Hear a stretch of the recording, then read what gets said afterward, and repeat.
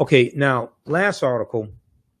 This deals with. I saw this piece from blackenterprise.com. Okay, a very good article. This deals with how a new book reveals how the U.S. stole $600 billion from African Americans through unfair taxes post-slavery, unfair taxes after slavery ended. And I want to go to this article here. Let's see. This is at blackenterprise.com.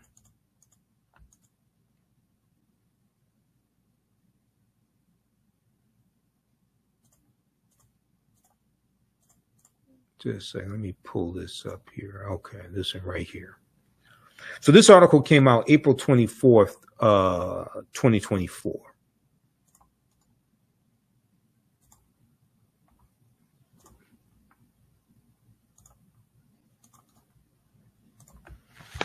All right, let's look at this one here.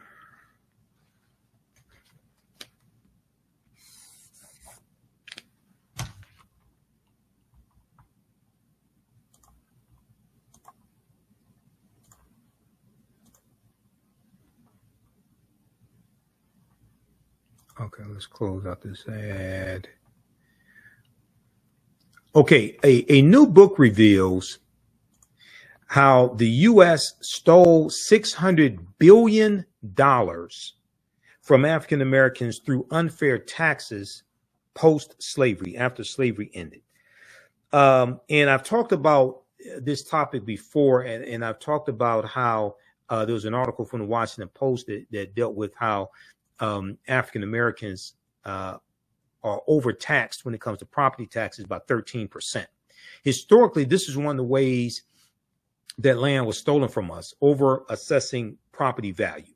Okay, over assessing, I should say, property tax responsibility, and then we can't pay the taxes. Then we lose our farm, lose our land. So this article is from April 24th, 2024. Andrew W. Carl, K-A-H-R-L, Andrew W. Carl, a professor of history and African American studies at the University of Virginia, put extensive research in his new book, which describes how U.S. bureaucracies created the nation's ongoing racial wealth gap by implementing a system of highly unjust municipal and state taxes, a system of highly unjust municipal and state taxes.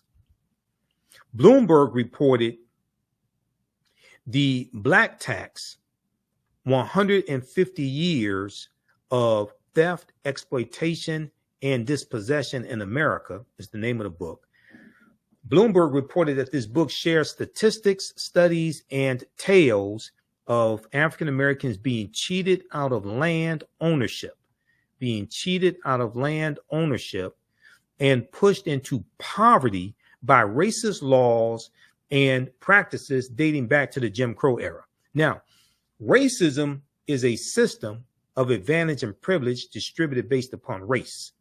Racism is not about calling people racial epithets, calling people racial slurs. That's bigotry. Racism is the power structure. Racism is a system of advantage and privilege distributed based upon race, which comes out of the ideology of European white supremacy. Racism occurs when one race of people control the majority of the wealth, power, resources, privileges, benefits, land, access to opportunity, access to employment, politics, laws, political office, media, healthcare, education, etc. And this is designed to marginalize and subordinate and do harm to another race of people. This is what racism is. And this comes out of the ideology of European white supremacy. Okay. So this is totally different than calling somebody racial epithets. That's bigotry. Racism is the power structure.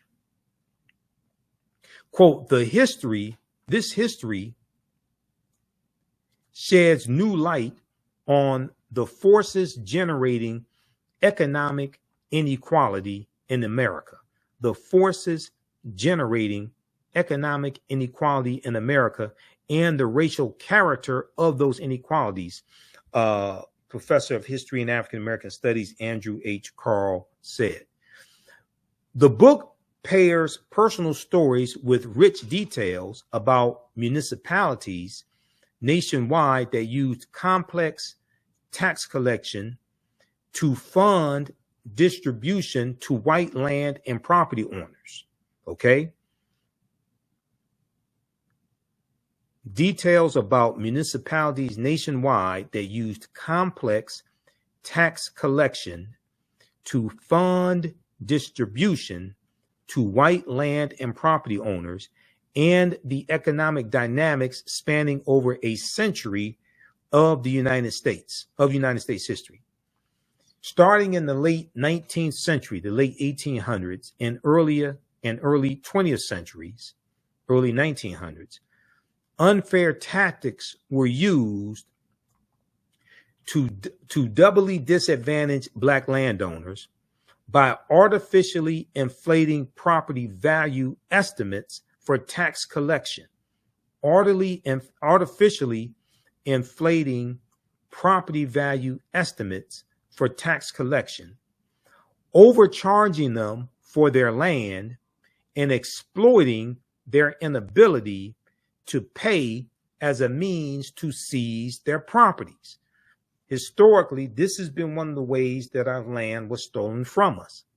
Examples include Anthony Fleming and J.R. Rooks, two Black men forced off their farmland by white supremacist mobs who went on to establish a town with the goal of enabling Black Americans to own land.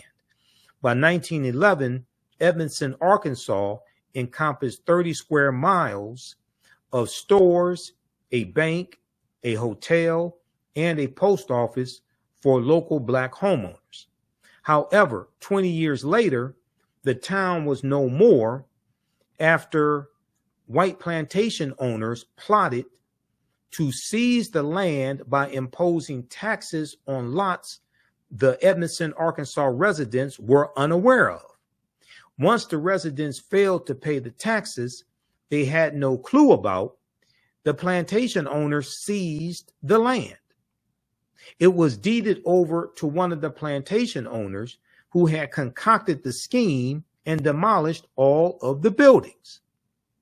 In 1920, Hillary Thomas Stewart, Hillery, Hillary Thomas Stewart Sr., lost 24 acres of land in a tax sale, quote, under dubious circumstances, after the great-great-grandfather of George Floyd failed to pay $18.83 in taxes. George Floyd, who was killed May 25th, 2020 in Minneapolis, Minnesota. Okay. In 1920, Hillary Thomas Stewart Sr. lost 24 acres of land in a tax sale under dubious circumstances after the great-great-grandfather of George Floyd failed to pay $18.83 in taxes. Losing the land forced the Stewart family into poverty. When looking at the 11 million acres of land taken from African Americans, it equates to $326 billion in today's dollars.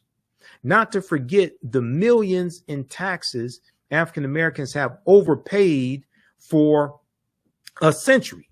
The millions of dollars that African Americans have overpaid over a century. From 1870 to 2020, African Americans were overtaxed by more than $27.5 billion in 2023 dollars. Professor Andrew Carl doesn't just focus on the grim findings, but he does share possible solutions to making up for the century of financial oppression against the African American community. He suggests the establishment of a federal fiscal equity program that mirrors Canada's approach, where funds are allocated to local governments based on their needs.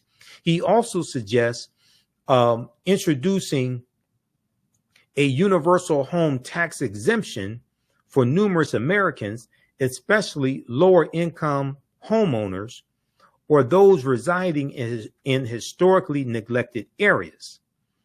Another option would be to impose taxes on the wealthiest individuals in the U.S. Professor Carl says this is the past that we live with today. This is the past that we live with today. But it does not have to be our future. The name of the book, once again, is called The Black Tax: 150 Years of Theft, Exploitation, and Dispossession in America. The book was released on Wednesday. That would be Wednesday, April 24th, 2024, and retails for $35 through the University of Chicago Press. So be sure to purchase this book. I'm going to get a copy as well. Purchase this book. Read this article from blackenterprise.com. New book reveals how the U.S. stole $600 billion from Black Americans through unfair taxes post-slavery. Now, we've talked about this tax scheme before here on the African History Network show. And there's an article from the Washington Post that deals with how historically African Americans have been overtaxed when it comes to property taxes. This piece right here from WashingtonPost.com: Black families pay significantly higher property taxes than white families, new analysis shows. Black families pay significantly higher property taxes than white families, new analysis shows. Unfair property assessments led to widespread overtaxation of Black Americans' homes. Now, we saw the same thing here in Detroit, okay, where homes in Detroit were overassessed by $600 million in property taxes, and many African Americans lost their homes. This piece right here is from July 2nd, 2020 by Andrew Von Dam, okay, for the Washington Post. And in this article, it says, state by state, neighborhood by neighborhood, Black families pay 13% more in property taxes each year than a white family would in the same situation. A massive new data analysis shows. Black-owned homes are consistently assessed at higher values relative to their actual sale price than white homes, according to a new working paper by economist Troop Howard of the University of Utah and Carlos Avenancio Leon of Indiana University. African Americans have long said they bear a disproportionate burden for taxes that support local police, schools, and parks, but nationwide measures of this type of systemic racism are hard to come by.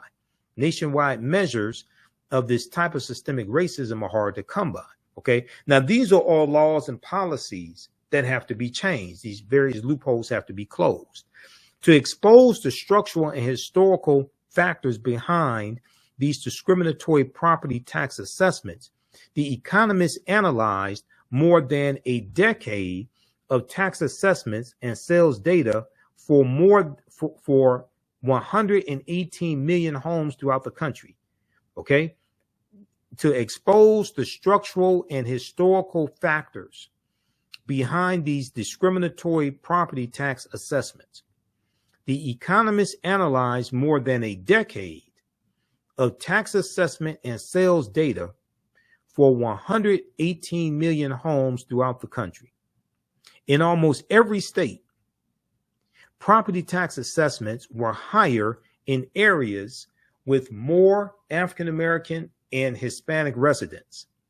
In city after city, the authors show it is not just differences in the buildings or land, but also the racial composition of the neighborhood that matters. Also, the racial composition of the neighborhood that matters. The gap between white families and minority households remains large. The gap is 10%. When you combine data for Hispanic and Black households.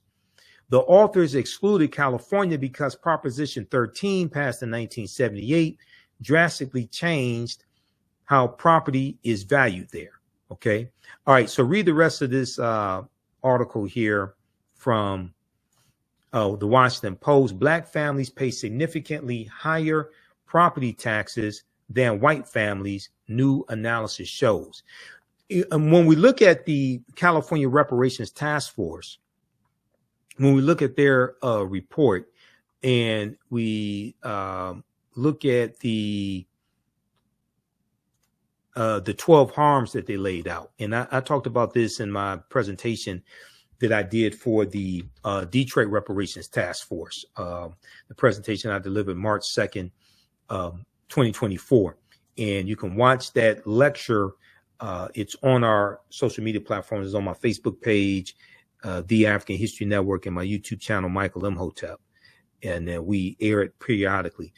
The Detroit Reparations Task Force laid out, the California Reparations Task Force in their 1,000-page report, they laid out 12 harms, okay? And they deal with the history that happened in California, the history that happened to African Americans in the United States, and they show how these 12 harms happened in the U.S., but also happened in the state of California. Then they lay out 115 policy recommendations to repair the damage.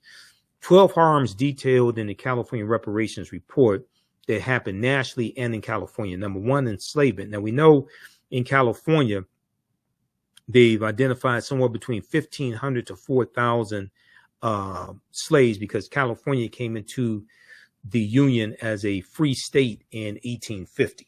Okay, so California does not have a deep history of slavery, but it does have a deep history of racism, housing discrimination, voter suppression, etc. So number one, enslavement. Number two, racial terror. Number three, political disenfranchisement. Number four, housing segregation.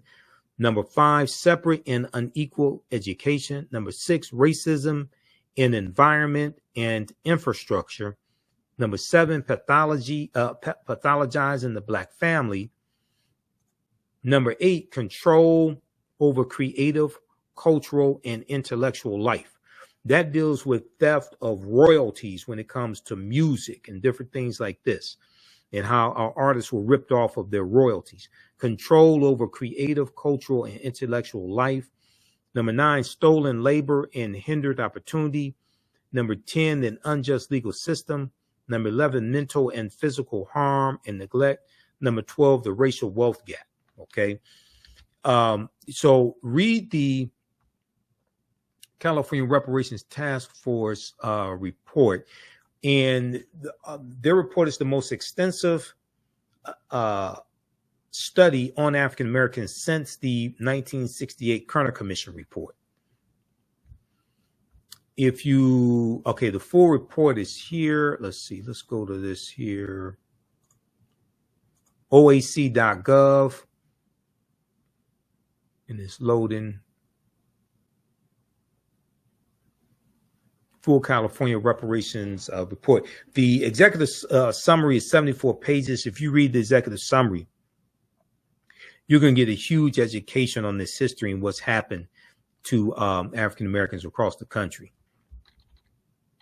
But this is the full 1,080-page report, and they lay out 115 policy recommendations to address the harms that have happened. They have a table of contents here also. But when we look at the executive summary, now, variations of this happened all across the country. Variations of these harms happened all across the country, okay?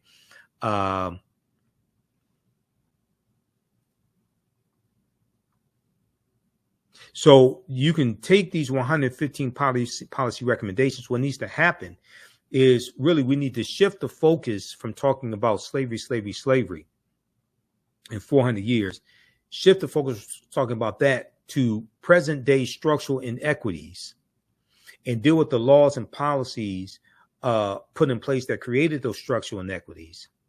And then trace that back to legacy of slavery if it dates back to that, but definitely it'll probably go back to the Jim Crow era, et cetera, early 1900s.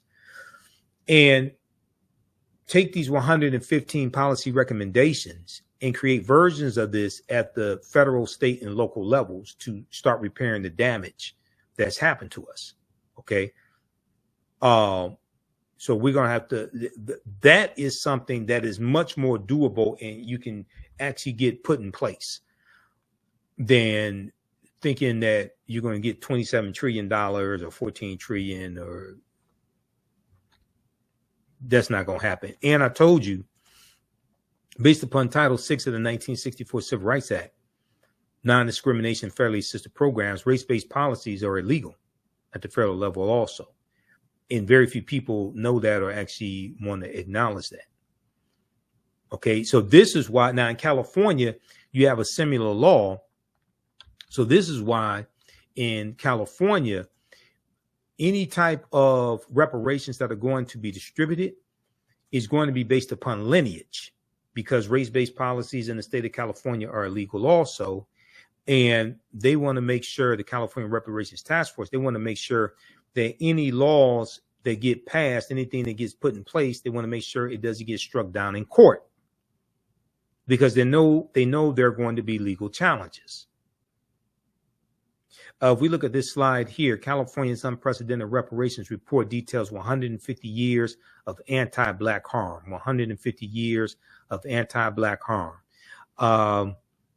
The report finds that the damage to Black communities is extensive, and that a variety of intentionally crafted policy, judicial decisions, and racism by private actors has created a widespread exclusion of African Americans that has not been sufficiently addressed at any level of government. Quote, almost 150 years of active, conscious federal, state, and local government action and neglect of duty have resulted in compounded harms that are unique to African Americans, the authors wrote in a draft reviewed by NBC News prior to its release. Okay, read this article from NBCnews.com, June 1st, 2022. This is when the preliminary, their 500-page preliminary report came out. Okay, so read that article there. California's unprecedented reparations report details 150 years of anti-Black harm. Okay, so hopefully you learned a lot on today's show. If you like this type of information, you can support the African History Network, $ the AHN Show through Cash App, $ the AHN Show through Cash App, also through PayPal, paypal.me/the AHN Show. Visit our website, AfricanHistoryNetwork.com. We have the information there as well, and register for the online history classes that I teach. We have our class on Saturday, Ancient Kemet, the Moors, and the Ma'afa, understanding the transatlantic slave trade, what they didn't teach you in school. Okay, so this deals with thousands of years of history and what leads up to the transatlantic slave trade taking place. We teach the class on Saturdays, 2 p.m. Eastern Standard Time. Next classes are Saturday, May 4th, May 11th, May 18th, and May 25th. We do the sessions live. All the sessions are archived and recorded. You can go back and watch it anytime. Okay. The class is on sale. Is on sale right now, $60. Regularly, $60. Regularly, $130. The content is PG-13, so you can use this with your children also. We do the sessions live. All the sessions are archived and recorded, so you can go back and watch it anytime. And you scroll down the page, we have the the class lesson plan here as well. So all the class lesson plan here for each class session is here. You can download the class lesson plan.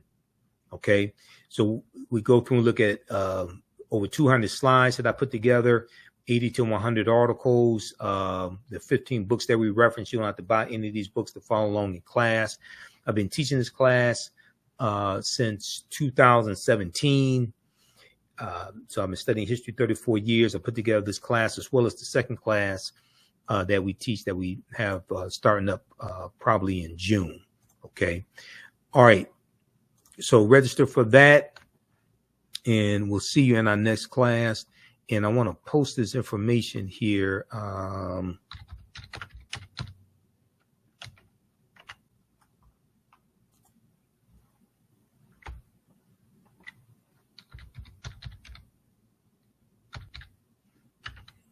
Okay. All right. So remember, at the African History Network, we focus on educating, empowering, and inspiring people of African descent throughout the diaspora and around the world, because right now it's correct wrong behavior. It's not over till we win. Wakanda forever.